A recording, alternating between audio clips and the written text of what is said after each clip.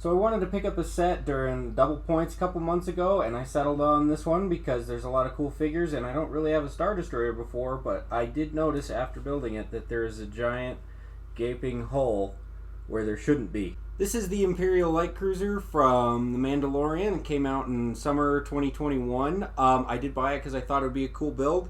It has 1,336 pieces, 6 minifigures, and retails for $160. However, after I built it, I looked at a picture of the real ship, and the real ship does not have this giant gaping hole in the front of it, and so I thought I'd do a video on how to fix that and make it a little more displayable. So this set has two main play features. Number one is the spring-loaded shooters right here on the turrets, and number two is this hole in the middle that I've talked about previously is actually part of one of the play features. So in the set comes two of these little tiny TIE fighters, and you can put one right in here, slide it in there, and you can press this button back inside the interior of the ship, and it'll go flying out the front. That's it. That's all it does. That's about as hard as you can do it without breaking anything, and it just does that. So I thought it was kind of a dumb little play feature that I'm not going to use, so I'm going to show you how to take it out and look like it does in the show. So first things first, we're going to go ahead and start taking pieces off that we're not going to need anymore. So number one, in here, there's these red stud tiles on the front on both of those. Those both will need to come off.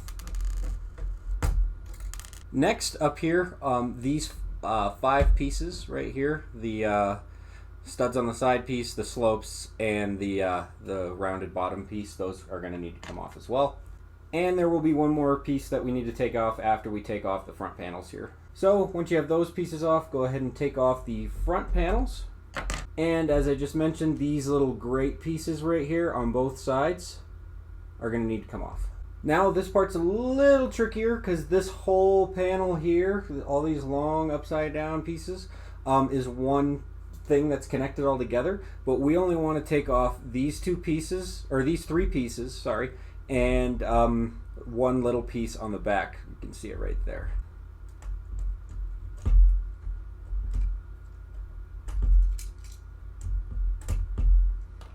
Alright, now that we have all the panels off on all 4 sides, we can go ahead and start building the new ones.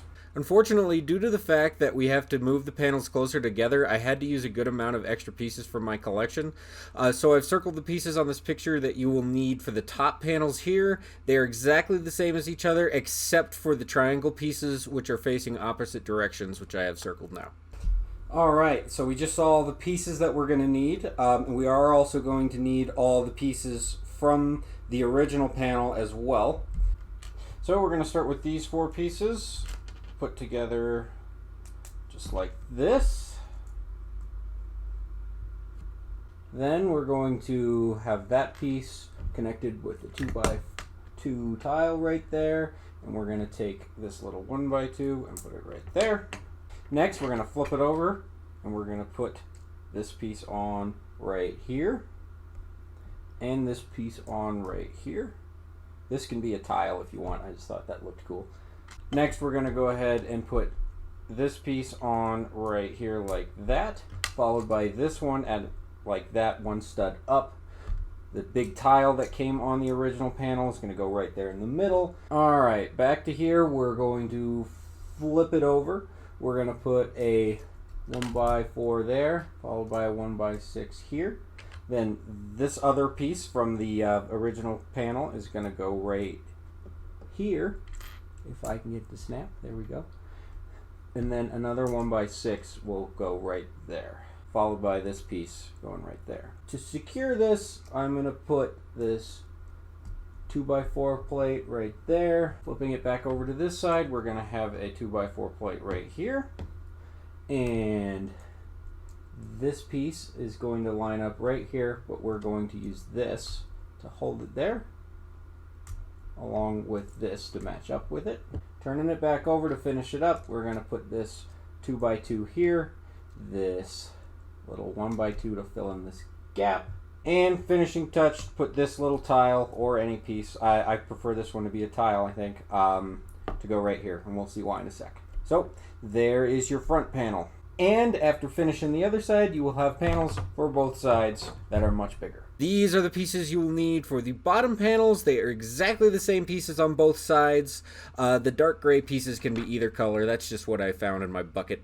Alright, after seeing a reminder of the pieces, we're going to go ahead and start building the back panel now. So, the big thing I want you to all remember is this piece that came off of the back panel originally will switch sides. So you will take this off the left side and you will use this piece to build the panel for the right side in the new build. So we're going to start out with these two pieces, snap them together like that. Then we're going to take this 1x4 here, put it 2 on that, and then take this piece I just talked about, flip it around and put it on there like that. Flipping it over, we're going to take this 2x6, put it on there right next to that, and our flat or tile, our 2x2 tile, I'm going to put right there. Back on this side, we're going to go ahead and put this 2x6 right there, followed by a 1x2 right there. Flip it over again, 1x6 goes right here, and the triangle piece goes right there, and another 1x6 will go here, and then you flip it back over, take this last piece and put it right there to secure it. And just like that, you now have 2 back tiles. So we're going to go ahead and do the top ones first. Now if you don't remember from taking it apart, the angled part of our panel that we just made is going to go on the inside. So we're going to go ahead and take these 2 whole pieces and stick them on these on each side.